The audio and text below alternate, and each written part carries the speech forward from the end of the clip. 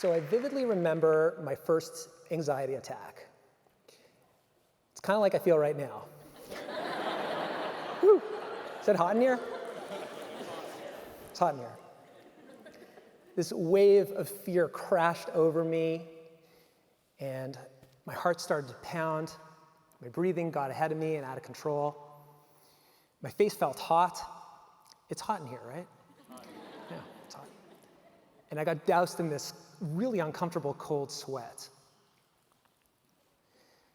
It was a life-changing moment because I made a decision right there and then to dedicate my career to ridding our world of this feeling, anxiety.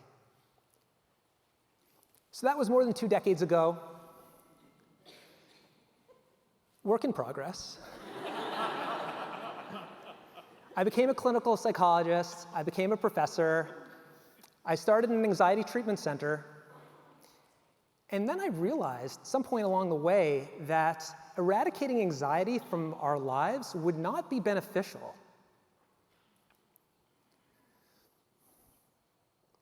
Sometimes anxiety interferes with your life. That's clinical anxiety. And yes, you do want to get rid of that clinical anxiety with the help of a professional. But other times, many times, it's uncomfortable, it's uncontrollable. Did I mention it's hot in here? It's intense, but that's a good thing. It's a good thing.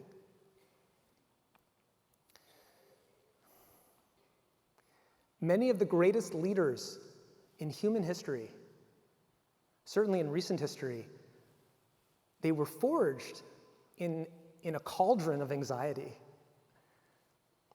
Once, early in his career, Sir Winston Churchill, he froze for 3 full minutes in the House of Commons giving a speech. He fought against his phobia, faced his fears head on, and he went on to become one of the greatest orators of the 20th century. In the 1990s, after a box office flop, Oprah Winfrey, she turned to food to drown out her feelings, to suppress her emotions. She ended up feeling emotionally numb for 6 weeks. And during that period of great anxiety, she learned the importance of letting go of her expectations for success. She went on to become a media icon. And speaking of icons, the first time Taylor Swift sang the national anthem at a football game, she felt paralyzed with fear.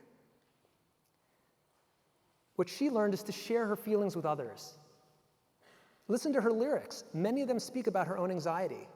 And now, well, apparently she can shake it off. Anxiety is an emotion, like any other emotion, and it can do so much good for you.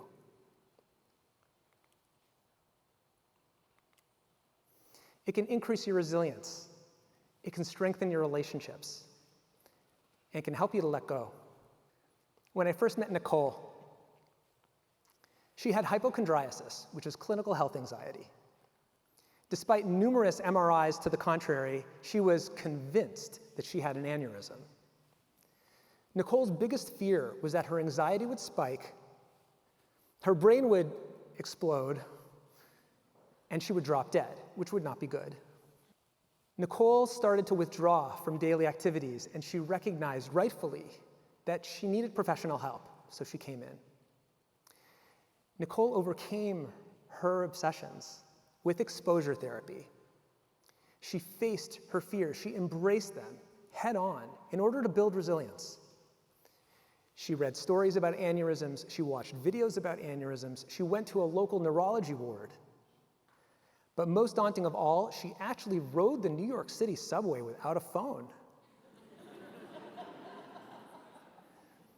Nicole overcame her obsessions. And she graduated from therapy. I was so happy and so proud of her.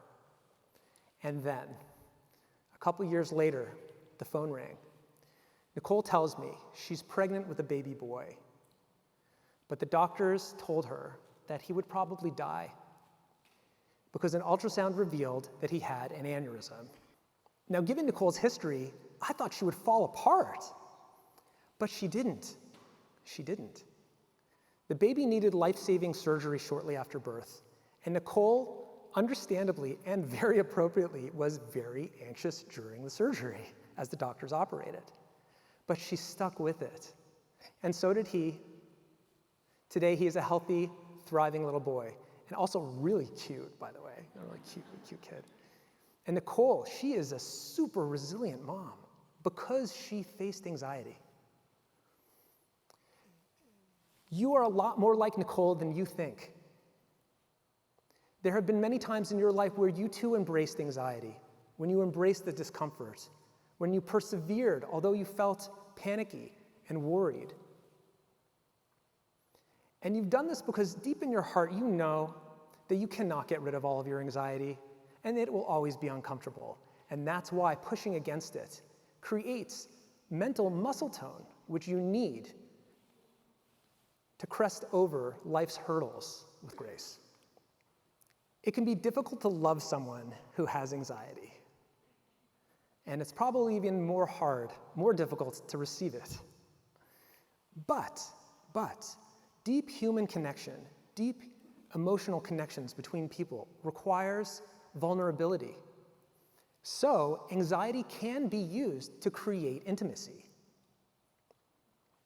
Think about it. In your own life, who are the people who you feel closest to?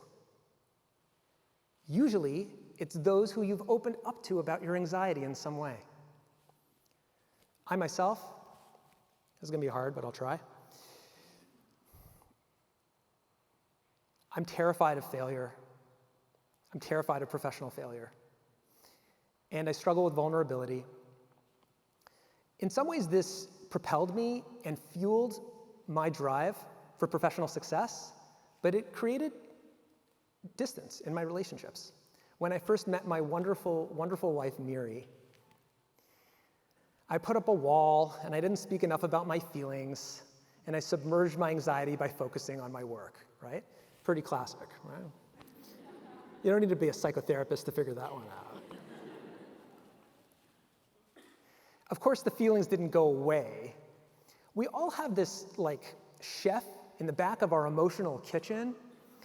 Well, my chef cooked up these entrees of edginess, right? Side orders of criticism, and a whole bunch of other dishes that I'm not going to speak about in public. But Miri thankfully stuck with me, and more importantly, she consistently showed me that she would never judge me if I failed. Eventually, I got the message. It took a while. But that unconditional love that I received allowed me to take the plunge, drop my guard, lower my defenses, and identify what I was afraid of and to share it with her. I think it's the hardest thing I ever did my whole life. Definitely harder than anything in the professional realm. But there's nothing more worthwhile than taking our anxiety and turning it into love. Losing control is utterly terrifying. It's terrifying. It's happened to everyone. But, as long as you have a heads up, as long as you expect it, and you're a willing participant, doesn't it feel good to let go? You don't need to be a thrill seeker to appreciate this. Adrenaline, a shot of it comes with pure joy, followed by this blissful tranquility, like, wow. And perhaps for that reason, even in this age of unprecedented, incredible anxiety, action and adventure movies, they make up more than 50% of box office sales, and the most profitable genre of film is horror. It's funny. Now, life isn't a movie, so it's very good to shape the world in accordance with your vision on a daily basis. It's very important that we do that. But once in a while, it's a human need to take a seat and go for a ride on the roller coaster of life, to let go. Doing so keeps your ego in check. Some people view this surrender in spiritual terms. The serenity prayer, very commonly used to cope with anxiety. And it famously states, God grant me the serenity to accept the things I cannot change. Now, when you're ready, not before you're ready, please, but when you're ready, affirming the limits of your control, it brings inner peace. Anxiety is nothing to be ashamed of. We all have it. And it's not going away. Here are 4 steps that you can use to turn anxiety into your ally, not your enemy. But please, if anxiety interferes with your life, if it's clinical, don't just rely on this approach. Get the professional help you need. If we have an agreement on that, then I'll tell you the 4 steps. Okay, step number 1, identify. Many times when you feel anxious, you squelch the sensations and push them out of your mind before you've even processed what you're worried about. Stop. Take a minute and ask yourself, what am I truly afraid of? Like, what really is at the bottom of my fear? If you don't know the answer, that's fine. Go for a walk and don't come back until you have an answer. Step 2, share. Speak about your anxiety with a friend, with a neighbor, with a coworker, with a stranger. I'm serious. If you're not ready for a conversation, that's fine, text it. If it's more than a couple lines, sure, email, press send. Take the plunge, be vulnerable. Step 3, embrace.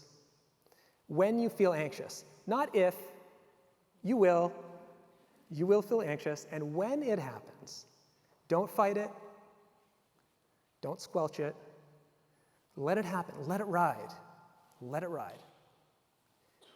In fact, do things that make you uncomfortable intentionally, repeatedly, as long as they're safe.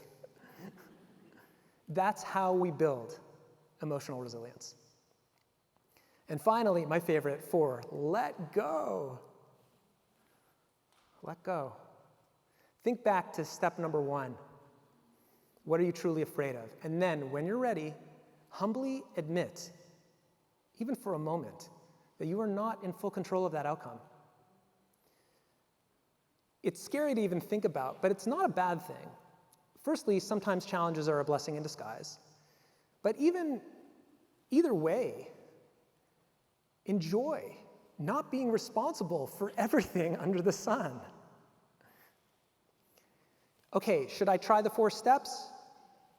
Yeah, I'll give it a shot. Identify. The hardest part about this talk was speaking about my anxiety in public. I was afraid you would judge me.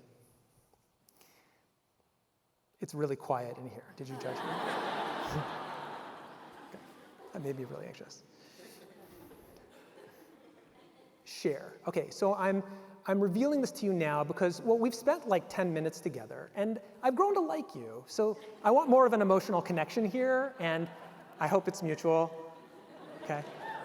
Thanks.